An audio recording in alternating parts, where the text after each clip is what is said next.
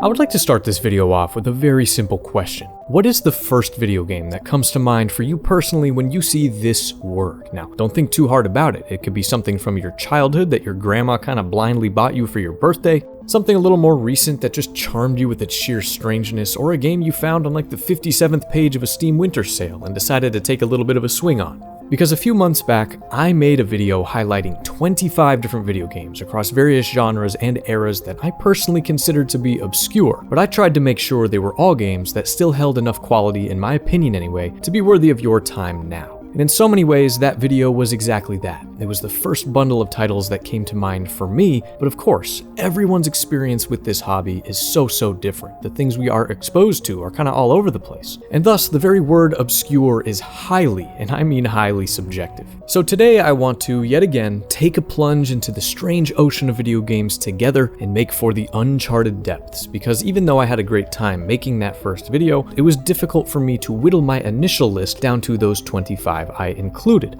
So from the cutting room floor to some things that I have actually discovered more recently, I come to you today with 23 more. So welcome back everyone to another video. I am Ghost, your host as always. A massive and personal thank you to my beautiful 6-foot tall handsome patrons, and without further ado, take my hand and let's go for a little stroll down the strange and forgotten paths of obscure video games. Well, just like last time, I think we should start off with RPGs. Now, this is by far my favorite genre of video game, period, and if you're a fan of my channel, I think it's highly likely it's one of yours as well. The worlds, the writing, the lore, the characters, the sense of adventure, I mean, this is what it's all about. And this is also the genre that I think I had the hardest time trying to narrow down in that first video, so we got plenty to talk about here, starting off with a game called Prince of Qin.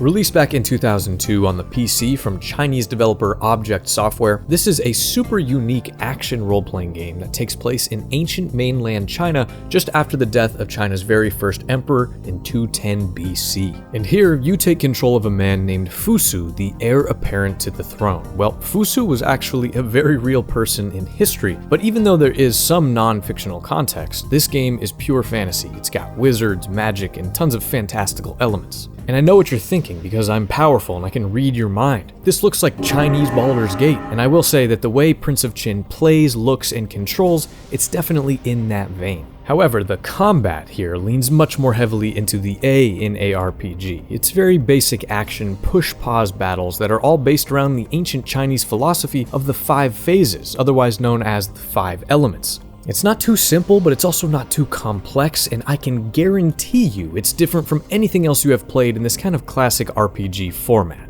Narratively though, it's also pretty interesting. Now, Fusu, being the crown prince, of course, would be in line for the throne of China with his father's passing, but oh no, his youngest brother Huhai has wrongfully ascended as the second emperor, and Fusu has been given orders to ritualistically end his own life. Now again, this all historically actually did happen here on Earth, but in-game, instead of being fated to die, we get to divert history, go on an adventure, make some friends, explore, do quests across 11 different chapters as we find a way to try to set things right.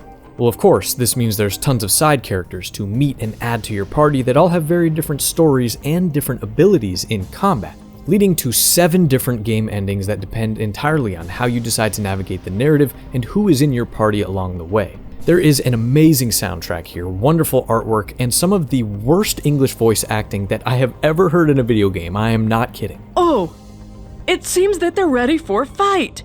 Let's run for it! But still, Prince of Qin is absolutely worth a look if you enjoy this genre, if you enjoy history, and especially if you enjoy both. And to make it even easier, it's on Steam right now for just $10. Now for our next RPG, let's just really jump into the deepest end of the pool here with the absolutely insane game known as Middens.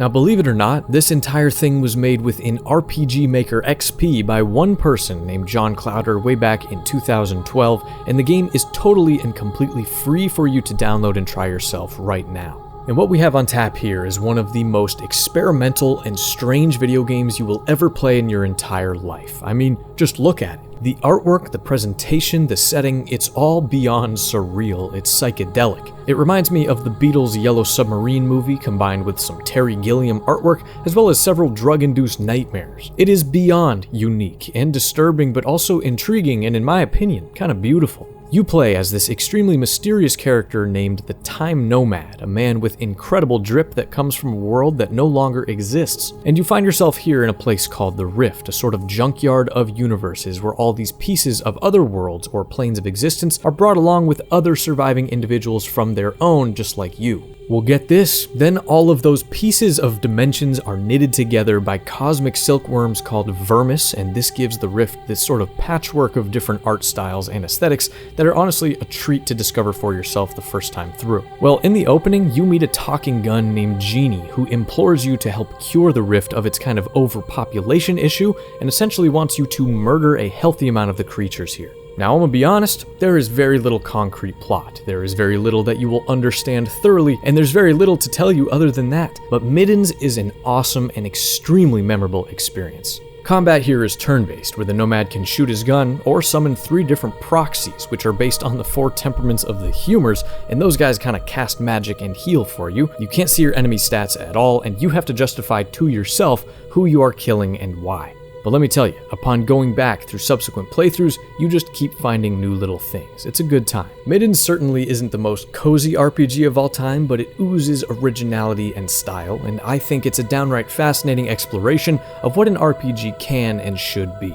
And remember, it's completely free, so even if you absolutely despise it, I can assure you of one thing, you won't forget it.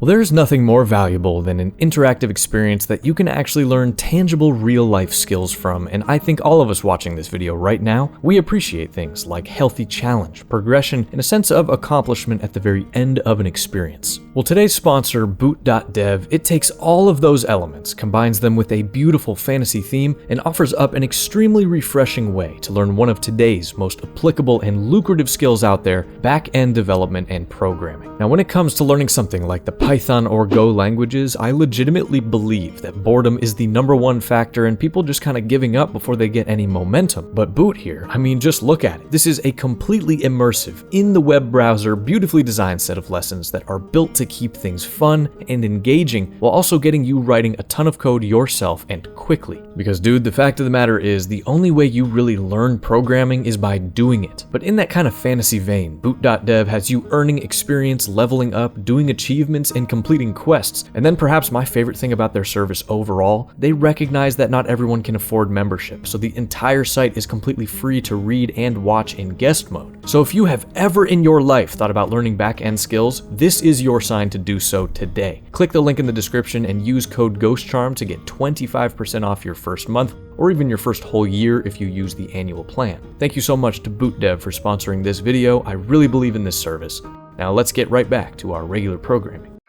Well, now let's bring things into a much more lighthearted space with our next RPG, Opoona. Opoona released on the Wii and only the Wii back in 2008 from developer Art Piazza, and as you can probably tell, this game is adorable. This is a lovable, approachable, and super laid-back JRPG adventure actually worked on by several key members of the Dragon Quest team. And Opoona centers around, well, Opoona, this little man who, while on a spacefaring family vacation with his folks, have their ship shot down and they all crash land on the planet of Landroll, a world that is half covered in this dark crystallized evil energy. Well, once you land on the surface, you go on a quest to reunite with your siblings, uncover the truth of that dark energy on the planet, and encounter all sorts of extremely strange, goofy, and imaginative enemies in real-time based combat encounters. But what is referred to here as the active Bon battle system really helps with the game feeling fresh and smooth. Well, this is all referencing when you throw your little floating head ball. You literally flick the joystick, kind of like you're playing skate, forward, and then you steer it around to have it boinging and hitting whatever enemy you want on the field. And this is just one of those game mechanics that feels good, like you'll be playing the game for a few hours and then you get in bed and you're thinking about doing it. But in truth, combat is just a small part of what you are doing in Opoona, because you're also acquiring all of these different job licenses and then you go perform these tasks, kind of mini games, to meet certain quotas. I mean, whatever labor laws are present on this planet, we're breaking all of them. Now, at times, this makes the game feel more like a lifestyle RPG, but I think this system is great. It allows side quests in the game to open up to you really naturally story as you go along, and it's always a nice break from the slogging dialogue that Opoona sometimes throws at you. Because this is a very imperfect game, but what really sells me on it is just the game world and the design of everything. It really reminds me of Earthbound in a lot of ways. Just a ton of attention to detail, a ton of charm, and a sort of unfiltered creative vision that I really appreciate. Not to mention, Opoona has one of the best soundtracks of any video game of its era, period. Now, sadly for this title, it released in Japan on the exact same day as Super Mario Galaxy, which definitely hurt sales and hampered any hype that it would have had in releasing in North America the following quarter.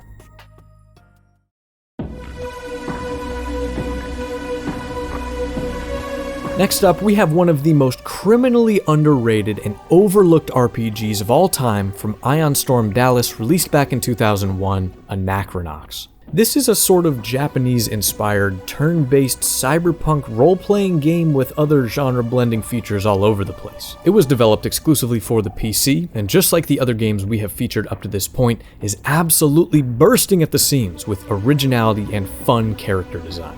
You play as this guy named Sly Boots, a down-on-his-luck private eye who takes a job that spirals into this insane galaxy-wide adventure full of a ton of completely unexpected humor and really off-the-wall stuff, until eventually you find yourself on a quest to save the entire universe. Now, I don't want to give away any other big story beats because in my opinion, the best thing about Anachronox is its narrative and the way things unfold over time through the absurdly original characters that you meet and add to Boots' party. Characters like Grumpos, a cranky old scholar who within the lore is one of the hairiest men in the galaxy, or Paco Estrella, a washed-up balding superhero from the planet of Crapton. Or how could I forget Democratus, a literal planet that is shrunk down to library globe size and given a sort of sentience during the game, and then joins your party, still full of this advanced and quirky-ass civilization that all kind of talk at the same time, and that is just to name a few of the characters. Now, the combat in Anachronox I would say is very reminiscent of a game like Final Fantasy VII, but with a few more dimensions of movement, and I think it works great, even if it gets a bit repetitive. But the real star of this game, in my opinion, is the writing, the humor, the music, and the atmospheres, man. Anachronox feels like such a specific place you are visiting while you play it. Just a one-of-a-kind feeling in this game that I adore. This is unlike anything else you have played, I can promise you that, and Anachronox is just $10 on Steam. Though full transparency, it can be a little bit of a hassle to get running smoothly on a modern machine. Now we move to what is perhaps the strangest game in this entire video, which is crazy considering we already talked about Middens, but this is Dujanah, an independently developed claymation RPG from Scottish dev Jack King Spooner, released in 2017 for the PC. Now, the first thing that stands out here is, of course, the art style. Now, in my opinion, there are far fewer claymation video games out there than there should be, and some others that come to mind are like the Neverhood or Hylix, which are both great games as well. But Dujanah leans maybe even more fully into the fact that this is clay, if that makes sense. I hope that didn't sound pretentious. I mean, you see the imperfections, the kind of raw, heavy lumpiness of the stuff. But then that is also contrasted with other super strange photographic stop-motion things as well as a ton of digital art. Then the whole game has this sort of VHS rainbow-tinted fuzz on the entire thing. It just feels like a fever dream. It's insane. But narratively, things here are a little bit darker at their core. The main themes explored are loss and death, with the protagonist Dujanah being a Muslim woman in a fictional land that's under the occupation of foreign powers, with the fate of her husband and daughter completely unknown. So you just kind of walk through this world and interact with people, places, creatures, and things. You play mini-games, and most of the NPCs you encounter are waxing poetic about existentialism and dread and grief and whatever else, but in specific ways that kind of haunted me for a little while after playing. I mean, from the presentation to the very light gameplay sections to what you're meant to take away from the experience, Dujanah is this sort of uncanny valley of entertainment. A game for me that really blurred the lines between interactive artwork and fun. But it's got great music, absolutely bizarre Easter eggs, it's nice and short, and it's best left to you to discover for yourself. Dujanah is just $7 on Steam. While many video games that we consider obscure today were once upon a time far more anticipated, revered, and played in their era, but it's just that they have since been, in a way, forgotten by the masses. And one such RPG is Nox. From famed developer Westwood Studios, released in 2000 for the PC, this is an extremely campy, original take on the ARPG genre, where you play as like this modern age kid named Jack as he is sucked into his television and whisked away to a fantasy realm where he has to pick one of the 3-player classes and then conquer the evil sorceress Hecuba in order to get back home in time for dinner.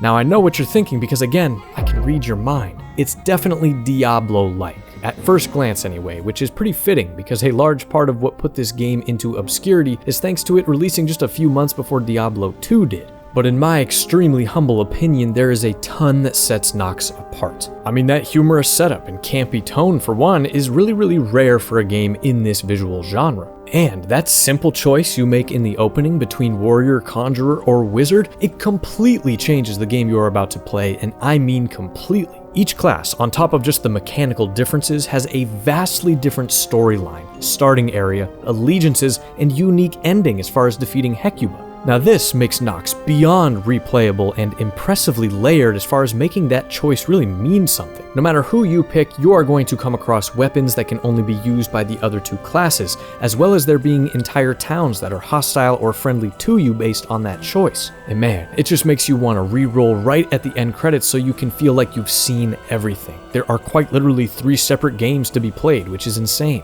But beyond just that, there's a ton of classic romantic fantasy going on, which I am a huge fan of. The atmospheres, the music, the user interfaces, the art, it all makes for an extremely immersive experience even today. I just love the thick, dark interiors with the, at the time, very innovative true sight system which dynamically would black out areas your character was not facing or realistically seeing. I mean, look at the particle effects, the physics, the impressively tuned balancing, and the buttery gameplay. Nox is just a treat that has aged like a fine wine. I think classic era RPGs are kinda hit or miss by today's standards. I mean, some game mechanics just don't age that well, but Nox is just the opposite. It's as smooth, it's as charming, and it's as downright fun as it ever was, and buddy, it is just $6 on GOG. The final RPG I would like to bring you today is an often overlooked tactical role-playing game released only in Japan for the Super Famicom in 1996, Treasure Hunter G.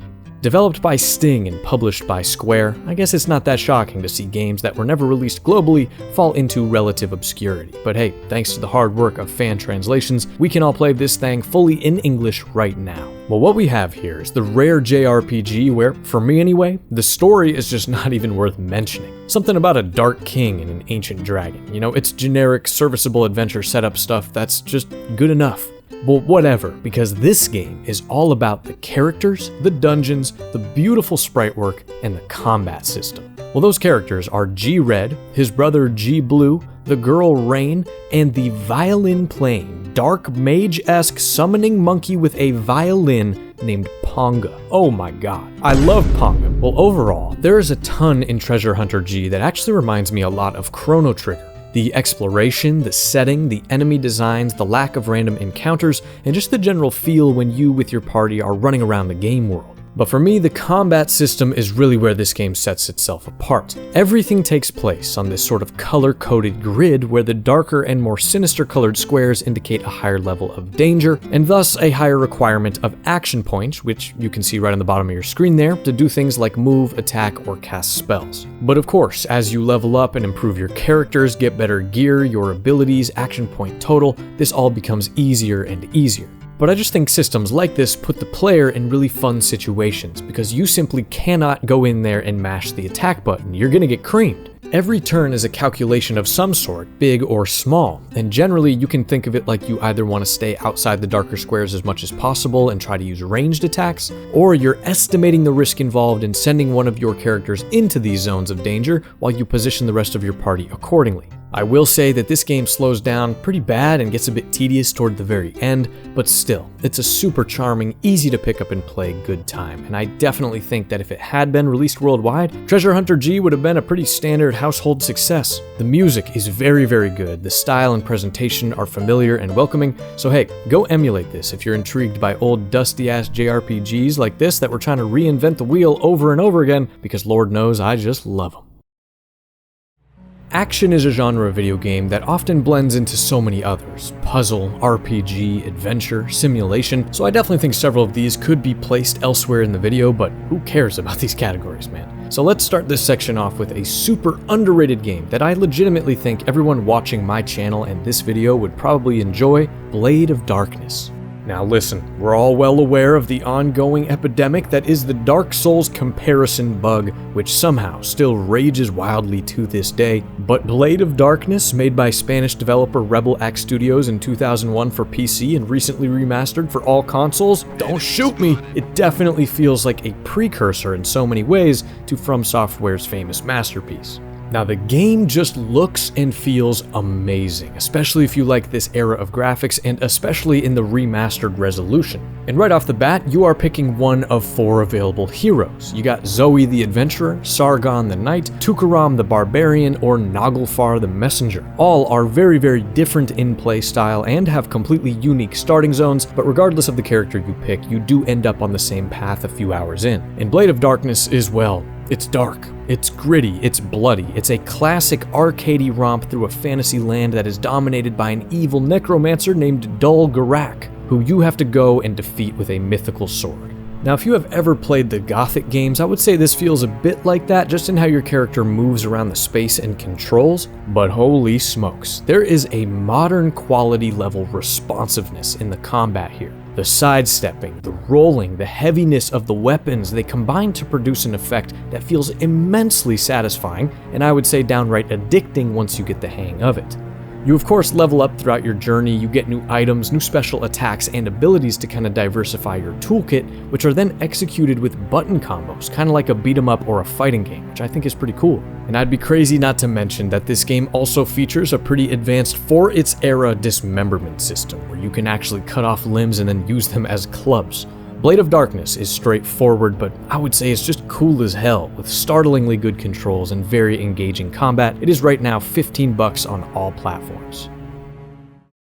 Next up is a game that unfortunately might be fated to both live and die in obscurity. Black Knight Sword is a digital-only game on the PS3 and Xbox 360 marketplaces that was co-developed by Grasshopper Manufacture and Digital Reality back in 2012. And this is kind of similar to a game that I highlighted in the first obscure video, Puppeteer, because the entirety of Black Knight Sword takes place on what looks like a paper cutout stage. It's complete with a narrator, with curtains, exposed wooden supports, seemingly hand-built sets, backdrops, and enemies, a ton of blood, and creativity on display everywhere you look. You control this guy named Graham Wormwood, who at the very beginning of the game has just ended his own life, but he comes down from his rope to be enchanted by this suit of armor, and off you go. The plot is very strange and very somber, which is contrasted with all this bright imagery and kind of psychedelic presentation. The end of the game specifically, which I shall not spoil, is pretty grim. But gameplay-wise, this is one of the few 2D side-scrolling platformer type experiences that feels first and foremost like an action game, because it's exceedingly simple. You stab people with your Black Knight Sword, you jab at them furiously, or you charge up single attacks. Now you are jumping through simple levels, collecting these paper hearts which you can use to buy equipment and upgrades, but the combat feels very much like what you are doing here.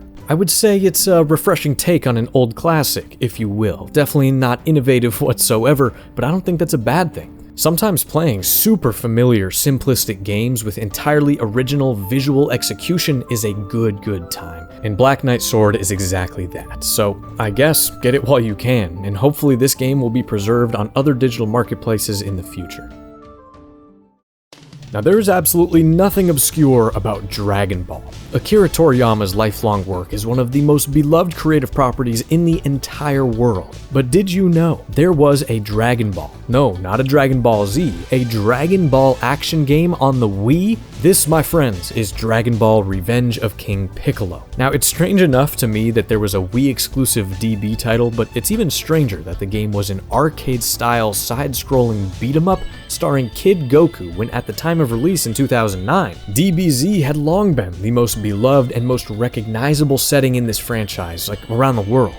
But hey, this is a super accessible, fun, lighthearted game that's just a joy to play in short bursts, especially if you are a fan of the property. It has you as Goku going through very basic levels with small contextual cutscenes as you battle the Red Ribbon Army, and then later King Piccolo himself as you stop all your enemies in their pursuits of the Dragon Balls and all the evil stuff that they want to do with them. Well, of course, there are plenty of recognizable characters from the original show here. You got Krillin, Tien, and so many others. Now, honestly, I am just the biggest sucker on earth for anything Akira Toriyama. Dragon Ball, Dragon Quest, Chrono Trigger, I don't care. I feel like his art style just translates so perfectly to video game format, and there is a simple charm in how everything in this game is presented. And I actually think the second half of this game is a bit stronger, as you get away from the more linear beat-em-up style stuff, and a lot more of these fun one-on-one versus style battles that feel more like other Dragon Ball games. So of course, this is not the best DB game out there by any stretch, but I do think a lot of people hardly even realize it exists. There are plenty of copies out there, and I encourage you guys to check it out if you're a fan of the series.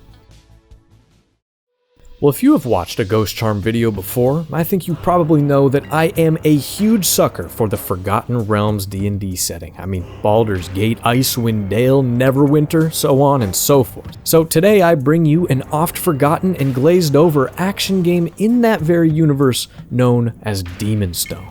Developed by Stormfront Studios way back in 2004 for the Xbox and PS2, this is a third-person hack-and-slash game starring three very different characters. You have Rannick the Fighter, Ilias the Sorcerer, and Jai the Rogue. And if this is reminding you right now of those legendary Lord of the Rings games of the same generation, well man, you're onto something, you're a smart cookie. Because just 2 years prior, Stormfront Studio made that exact Two Towers game that I bet all of us played growing up. And let me tell you, that DNA is here in spades. You're going from story mission to story mission, chunking through waves of orcs as you earn experience and gold before doing it all over again, unlocking new abilities and whatnot along the way. Now, narratively, the story was actually penned by beloved fantasy and Forgotten Realms novel writer R.A. Salvatore, with these three outcasts from different parts of the world forced into cooperation during a battle between two orc armies. The three of them together take refuge deep underground, and here they accidentally destroy the titular Demon Stone, awakening two ancient warring lords of evil. So of course, it is then up to you three to go on an adventure, save the realm, and kill millions upon trillions of badillions of orcs in the process. It's a sort of classic reluctant Dungeons & Dragons party vibe going on, which I find charming, and gameplay-wise, I mean, it's exactly what it looks like. While you can also, almost like LEGO Star Wars, freely swap between these heroes using the abilities of each character to progress through the rather linear missions. Demon's Stone is not going to win any awards for originality, but man, if you love the Forgotten Realms as I do and want to see some of these iconic characters and settings in a new light, this is a wonderful game.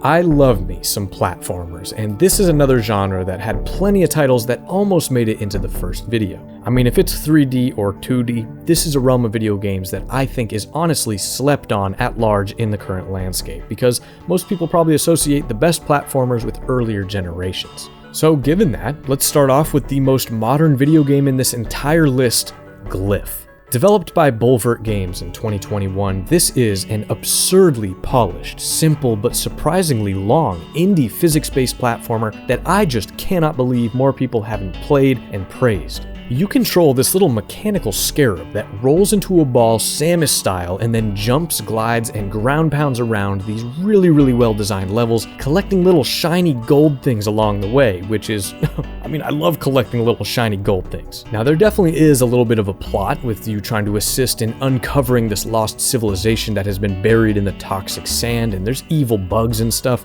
but it's really not that important.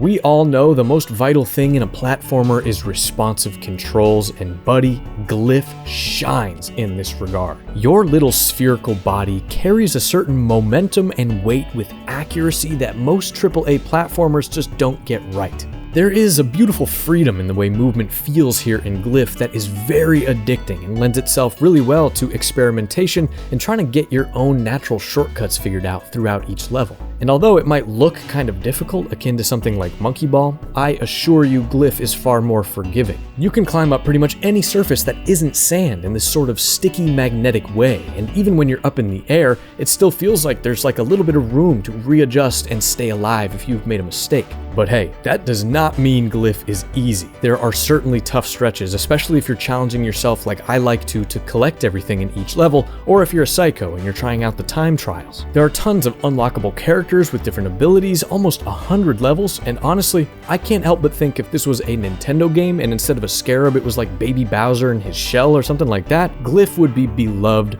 far and wide.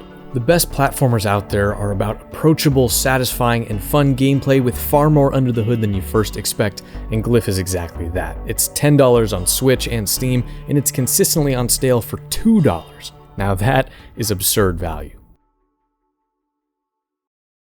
Now I would ask, out of respect, that you guys don't laugh at this next game, just hear me out, give it a chance. Well, do you remember Casper the Friendly Ghost? Okay, who doesn't? Well, do you remember his friend named Wendy the Good Little Witch? Who? Okay, well, it doesn't matter. There is a Game Boy Color 2D side-scroller called Wendy Every Which Way that I think is legitimately amazing. Now, if you have played this game before, comment down below and we can be best friends. I am so serious about this one. Developed by WayForward just 1 year before they created the beloved Shantae series, Wendy is a very polished little thing with a great soundtrack, a simple premise, impressive animations, and really smooth, gravity-defying gameplay that has you flip-flopping from floor to ceiling. Wendy here has accidentally released something called the Moonstones from this chest, and in doing so, this floating moon castle crashes down onto her house. So you go off on a little quest to gather those stones back up, put the house back to normal, and that's pretty much it. Now there are many games that ended up using this as their core gameplay mechanic, or you could say gimmick, but I think there is beauty in how streamlined and honestly perfect and uncomplicated the execution is here. Now listen, I'm no game developer at all, but if I was, I would be taking notes on something like this. Wendy Every Which Way is a pure video game with absolutely nothing getting in your way. No silly shoehorned story scenes, no bullshit mechanics that get added in as you go to try to make it more interesting, no kind of fluff levels to pad out the runtime, just a clean, charming, quiet little hour-long video game that I think is the exact type of thing I want my future children to play. Well, that and KOTOR, but this game makes you think. It immerses you in a fun little magical world, and then you're done with it. Look, I think we can all agree that the Earth is struggling right now, and I think all it needs is more video games like this. So if you are out there listening to this and you got 2 thumbs and are currently breathing, please play Wendy Every Which Way immediately. It'll just make you smile. Now, you might be able to tell from this video so far that I love weird games, you know, the surreal, kind of nightmare fuel stuff.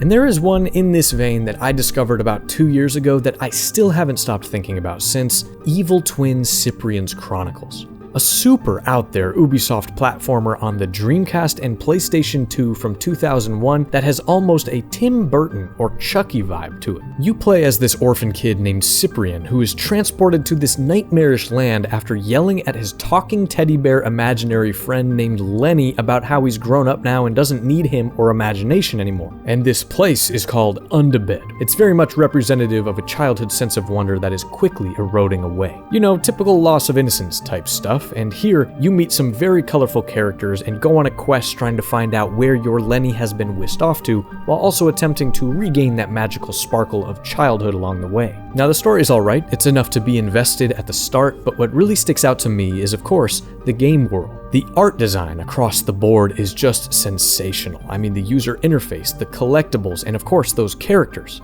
There's what I would describe as like a comforting sense of melancholy in this game that is so specific and perfectly executed. At times, it also reminded me of that show Flapjack. If that's a good thing or a bad thing, I guess is up to you. And the gameplay, I mean, it's decent enough. It's not bad by any stretch, but for sure you got basic platforming, collecting, fighting, and exploring. But a big part of this is the mechanic where you temporarily turn into a superhero version of Cyprien called Super Sip, which definitely spices things up a little bit. I mean, you get to fly and shoot big lasers. But honestly, the levels themselves are also great. I mean, very well built and designed. They're super imaginative, flow well, and you're always kind of looking forward to seeing what's around the next corner. Evil Twin is just downright enchanting, a very odd game with pretty dark themes being explored, and I really think it would do amazingly well with a modern Steam release kind of like Voodoo Vince got. Ubisoft, you bastards, make it happen. Well, on the other end of the tonal spectrum, our next game is yet another Wii exclusive that is not at all about childhood trauma, but it might give you some: Dewy's Adventure. Now, I gotta be honest, this is the only game in this video that I'm still kinda on the fence about wholeheartedly recommending to you today. But I do think it's enough of an oddity with enough to offer that it's worth checking out if you meet certain criteria. you gotta A, love motion controls, B, have a physical Wii that you can play the game on, and C, you gotta be okay with getting pretty damn frustrated at times. Because this is the game that uses the power of the Wiimote more than any other I have ever played in my life. You tilt the thing side to side to move, you shake it to create earthquakes, and you fan it around elegantly to make gusts of wind. Because brother, Dewy's adventure is an elemental experience. You of course control Dewy, a baby-ass looking little drop of water with a massive bohunkus that is constantly sliding and drooping around these tilting levels. But also, you hit the D-pad anytime you want to swap the environment's temperature setting to either a frozen solid winter, a smoldering hot summer, or the default mild dewy conditions you start in. And this is really the main hook to make Dewy's adventure something interesting, because your little water drop changes form when you do this as well. You turn into a little sliding ice cube or a gaseous cloud that hovers above the terrain. And I don't know, the game is good and almost so much better. There's very interesting stuff being explored here, without a doubt, but there's enough of a lack of polish that it just makes Dewy's adventure at times feel like shit. But hey, I think if you meet those criteria and it looks like fun, I mean it definitely is at times. The Wii library in general is full of obscure stuff like this, you know, games that might seem a little too easy or odd at first, but they got some layers and complexity and absolutely have an audience somewhere.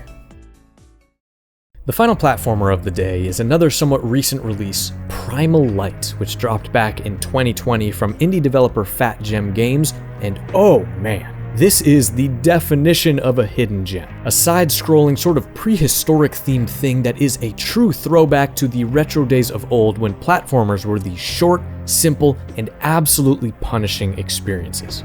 You play as this muscular blue guy named Krog, who seems to have one massive green eye, and I really like that character design. It reminds me a bit of Dead Cell's protagonist, if you have played that. But unfortunately for Krog, his little primitive village is attacked by this big evil floating head, which looks so sick, and off you go to collect these ancient artifacts that will hopefully help you in defeating this evil and then putting your village back at peace. But pretty thin plot aside, Primal Light, it's all about that silky smooth gameplay, man. There are 10 levels to make your way through, with plenty of standard platforming and little puzzles to solve, while you fight off all the enemies, which honestly kind of just seem like a random crew of evil-looking things, bugs, zombies, you know, a bit generic, but that is okay. Because each of those levels ends in a big boss battle, which for me is most often the highlight in both design and mechanics, and then sometimes the acquisition of a brand new skill. Now, even though you start out with an extremely simple toolkit, things like a slide dash and double jump expand Krog's usefulness as you progress on through to the harder and harder content. Because yeah, this is a fairly challenging game. I mean, I consider myself pretty comfortable with 2D side-scrollers like this, but there were several bosses where I just got hard stuck for like an hour or so before I finally got the best of them. Honestly, the artwork is maybe the strongest aspect of Primal Light, hands down. I mean, some truly incredible pixel work here, especially the background environments and those bosses. This game almost feels like it could have been a Sega Genesis hidden gem forgotten by time or something, which is a very high compliment. A super nostalgic but surprisingly refreshing game, Primal Light is available on Steam, Switch, and Xbox for just $15. Now we arrive at maybe my second favorite genre ever, adventure. The traditionally simplistic, charming, puzzle-filled journeys that can come in so many different shapes, forms, and sizes. So let's kick things off here with by far the oldest game in this video, Conquests of the Longbow, The Legend of Robin Hood from the ancient times of 1991. Now dude, do not let this game's age fool you. This is an extremely underrated and sadly kind of forgotten adventure title from Sierra that follows the quests of who else but everyone's favorite Spanx-wearing rich man targeting vigilante. Now you might expect a Robin Hood game from the early 90s to be kind of frivolous, you know, shooting sacks of gold from saddlebags and nothing much else, but this is a surprisingly in-depth, very well written, and masterfully crafted narrative experience that I honestly count as one of my favorite adventure games of all time. Now, what I especially love is how much thorough historical research was done when Christy Marks and the Sierra team were in development. I mean, the character of Robin Hood has been around for centuries, and they really got to the root of the thing. The official game manual back in the day had pages upon pages of bibliography, with nearly 30 published scholarly texts listed that charted the legend of Robin Hood all throughout the 15th century and how the character evolved over the last 600 or so years. The game is very well informed, and you really feel that when you are playing it. Well, obviously story is going to be the main draw here, and Conquests of the Bow follows Robin Hood as he attempts in restoring the kidnapped King Richard I of England to his rightful throne. Well, the path to doing that is simple. You gotta collect a shit ton of gold to pay the Austrians ransom on Richard, and don't get yourself or your gang killed in the process. And well, if you're familiar with the legend of Robin Hood, the whole lot is here. You got Little John, Will Scarlet, the Miller's Son, so on and so forth. This game is just pure joy and magic even now in the current age. It's full of amazing puzzles with multiple solutions, stunning colorful artwork with a color palette inspired by illuminated manuscripts, branching narratives, 4 different endings, and of course, amazing music. There are slow parts for sure, and some of the controls are just straight up ass, but dude, this is a super replayable point-and-click game from over 30 years ago, and it's amazing to me how well it has aged. It's available on GOG for just $6. Now this is an interesting one, Curse the Eye of Isis, developed by Asylum Entertainment and released in 2003 for the PC, Xbox, and PS2. So let me say this, if you like The Mummy, if you like Sherlock Holmes, if you like Resident Evil, this is a game that you simply must try, because in a way, it feels like all 3 of those things smushed together into a single thing that, well, it works for the most part. Curse takes place in Victorian London in the late 1890s, where a man named Darian is invited by his childhood friend Victoria to see this ancient Egyptian exhibition at the British Museums. Well, a part of this exhibit is a famous statue known as, you guessed it, the Eye of Isis, which actually was discovered and brought to jolly old England by Darian's father, who was like a famed archaeologist. But oh no, thieves break into the museum, steal the Eye of Isis, and unleash a bunch of ancient Egyptian curses on the place. You get trapped in the museum and then have to go on this very atmospheric, fixed camera angle type adventure as you try to put things right, kick some mummy ass, and reunite Darian and Victoria. Now listen, maybe this is just the era of video games that I like the best, but this game has something going for it that's hard to describe. It's familiar enough if you've played something like Resident Evil or even Silent Hill or Eternal Darkness, but it does just enough to differentiate itself from its peers. I mean, the old dusty libraries, the archaeological flair, the museum, the Egyptian tomb-like settings, it might feel cheap to some, and I can totally see that, but that coat of paint is absolutely what sells Curse the Eye of Isis for me personally. Now I warn you, the pacing is uneven, sometimes the controls will piss you off, and there are some doo-doo boss fights, but all of that will be forgiven if you can reach the end credits, I think anyway. This is a game that definitely released into a saturated genre in its time, but if you have played all those other big-time survival horror games of old, Curse the Eye of Isis is definitely worth a look, especially considering its full retail price on Steam is $3. Next up is a game that you may have heard of, as it enjoyed quite a bit of niche success upon release, and that is the indie title that I adore with all of my soul, the Unfinished Swan. Now this is, in a way, a surrealist first-person shooter game with pretty much 0 enemies, 0 violence, and it's entirely based on exploration. You play as a young boy named Monroe, whose mother recently passed away. Well, in life, she was a painter, but was well known for never being able to finish a single work. Monroe's favorite of these unfinished paintings is, of course, that of a swan, and one night, Monroe chases that swan into the painting and into a magical kingdom of unfinished work that you get to explore in an extremely unique way. Because the world begins completely in white, and you are throwing blobs of black paint around to uncover that world around you. Man, this blew my little mind when I first played it. It has this incredible way of changing your visual perspective dramatically. I mean, you're literally carving through this blank canvas and discovering the level around you, but it really more feels like you're creating your own original path through it. It's very, very cool stuff, and it's so simple. And then eventually that kingdom begins to unfurl, we see shadows added, and eventually we wield water instead of paint to guide these vines and cover the kingdom in lush greenery. And then the last couple chapters are really their own thing entirely. Now I'm not going to say anything else about the narrative, because even though it's extremely simple, it is a sweet little treat. The whole game is maybe just an hour or so long, but man, it'll really stick with you once you complete it, and collecting all the little balloons and stuff is also a bit of fun. I've played this game maybe 3 times over the years, and it is just the most relaxing, pure experience that's in this entire video. I highly recommend it. Unfinished Swan is $15 on Steam and the PlayStation Store. But now let's hop right back to the PlayStation 2 again, because this console, man, holy moly, I can make multiple massive obscure game lists using just this thing's library alone. But one adventure type game I have always thought deserved just a little bit of a brighter spotlight is Dual Hearts, developed by Matrix Software back in 2002. Now I guess this could also be considered an RPG, but it definitely feels more like a lighthearted adventure more than anything else, and man, this game released just days after Kingdom Hearts 1 did in North America, which all but parked it in the obscure lot permanently. But what we have here is something that very much reminds me of a Japanese-styled Psychonauts, because you play as this treasure hunter kid named Rumble, and you're looking for something called the Dreamstone. Well, to find it, you team up with this little fat creature called Tumble, and then literally go and hop into different sleeping people's dreams looking for treasure, solving puzzles, and fighting enemies. And just like Psychonauts, with the inside of the mind, the concept of dreams allows for some very fun, imaginative level design. There's some pretty challenging and interesting bosses, very simplistic but enjoyable gameplay, and a plot that is okay enough to keep you moving things forward. Now honestly, I don't have much else to say about this one, but I think Dual Hearts is one of those super slept on games that was just overshadowed by bigger fish on the system. It's fun, it's cozy, and it's not that long. There's a ton of valuable gaming to be had here.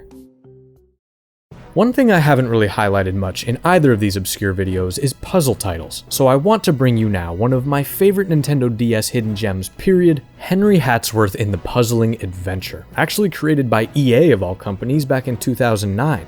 The Nintendo DS, man, in general, so similar to the PS2, is just a treasure trove of tons of obscure games like this across all genres, and Henry Hatsworth here has always stood out to me in several ways. It follows an old adventurer named, well, Henry Hatsworth, who's on a quest to assemble something called the Gentleman's Suit, a powerful collection of garments that are solid gold that would allow one to control something known as the Puzzle Realm. Well, upon finding the golden bowler hat, Henry is transformed into a younger, more spunky version of himself, and then goes on an adventure to assemble the rest of that very suit.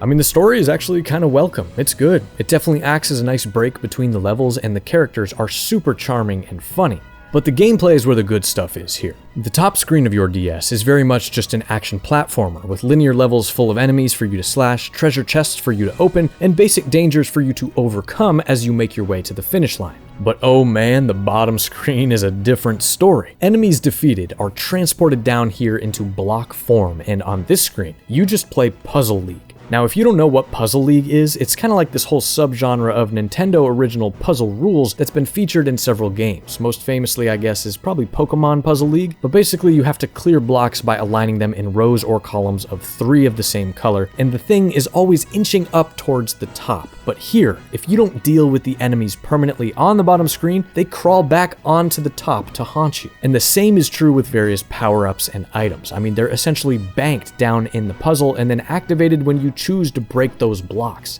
So cool, man. There is just nothing like this out there that I have played anyway, and it's super engaging and just fun to manage 2 separate games at the same time. iPad kids, you would love this. Henry Hatsworth is absolutely one of my favorite DS games, and of all the quirky, strange ones, I gotta say, it's the best.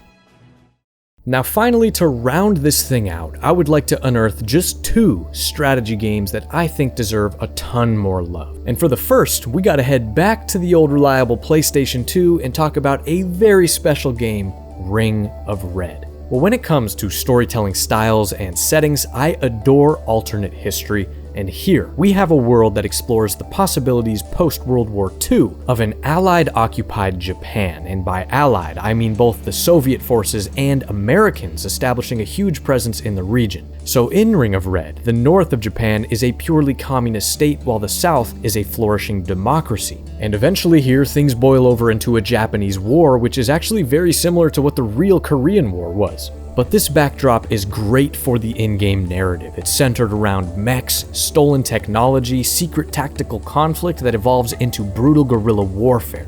It's a pretty mature military-themed thing with very strong characters, wonderful artwork, and twists and turns all along the way. Now, I think these sorts of Japanese strategy RPGs are in a constant state of trying so hard to reinvent their own formulas, right? So many of them end up feeling like these kind of stagnant chess matches where you have all the time in the world to carefully plan and scheme your next move before engaging the enemy on these sort of tile-based encounters.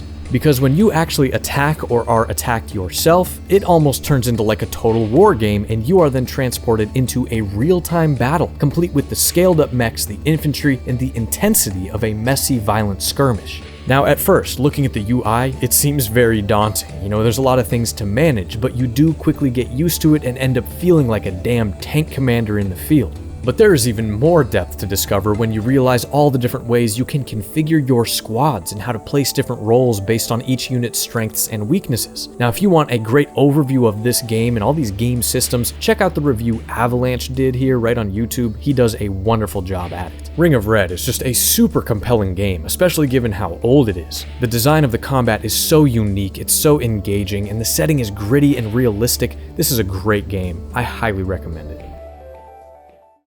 Now, to cap this part 2 off with a bang, I saved my favorite for last. Let's talk about Tear Ring Saga. Now, Fire Emblem is one of my favorite video game franchises of all time, right up until like Awakening anyway. The new games, not really my thing. But what made Fire Emblem so great for me was the intertwining of typically pretty grim political storylines, amazing characters, and incredible tactical gameplay that pushed the player to make hard choices out on the field. Well, back in 1999, Shozu Kaga, Fire Emblem's creator, got into this massive creative dispute with Nintendo's Intelligent Systems team, the company that he made the first 6 Fire Emblem games with. And after exiting the company, he immediately started a brand new company called Tirnanog and created a game called Emblem Saga. But Nintendo did not like this, so they legally pressured Tirnanog to rename this new venture and distance the in-game story from anything existing in Fire Emblem, and thus we got Tear Ring Saga, released in 2001 for the PlayStation 1 only, and unfortunately, this is yet another game that only ever released in Japan, but don't worry, fully playable in English today thanks to fan patches. But you can see how this backstory threw the game almost immediately off course and into obscurity. Well, Tear Ring Saga is very similar to Fire Emblem, and I mean very. It takes place on this island called Liberia, or Riberia, which had long been divided into 4 different kingdoms. But one of them, of course, is evil, gets frisky, and conquers the others, and then the island quickly turns to darkness and instability. You predictably control 2 crowned princes of a pair of those fallen kingdoms as they escape the chaos and then try to build up their armies to eventually topple the evil guys. I mean, super typical Fire Emblem storytelling, but it's a narrative that is very well paced for the most part, with plenty of lovable characters that you're going to grow very attached to over the course of the game. Now, I just have to reiterate how similar this is to Fire Emblem. I mean, it has the exact same UI, the exact same sound effects, the exact same item names and gameplay systems. Things like that iconic triangle of weapon weaknesses, as well as similar character classes, but just with barely changed names. Now, I would say, compared to a traditional Fire Emblem, that Tear Ring has a bit more of an emphasis on story. I mean, there's long cutscenes, and thus those mission scenarios are also going to be more closely tied to the narrative. But as someone who enjoys the story in games like this, I love it. Tear Ring Saga is a fantastic game if you like anything about classic Fire Emblem, Advance Wars, or even things like Final Fantasy Tactics. Honest to God, you can just think of this like a forgotten entry in the Fire Emblem lineage. Now, it also got a PS2 sequel, which I have never played, but I heard it's very good as well. So if these games are your jam, go and play this immediately. It's possibly the best game in this entire video. It is still just overwhelming to me when I think about how many games exist. I mean, all the different systems, the generations, the region exclusives, and now with the indie game golden age we are in, you just cannot play them all. It's impossible. But that allows for an incredibly diverse array of experiences that people are having in this hobby. I mean, you watching or listening right now, you have your own completely unique path with gaming that started somewhere and brought you to this moment. It has exposed you to things that I still have never even heard of, and I see that as a wonderful opportunity for us to come together, to connect, and to share our passion for the games that we do love so much.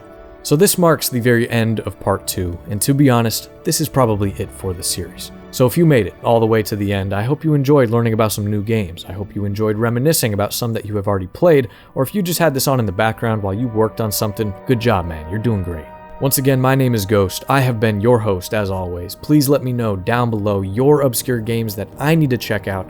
Just go play something, have fun, and be good to one another. I will see you guys very, very soon, and until then, peace.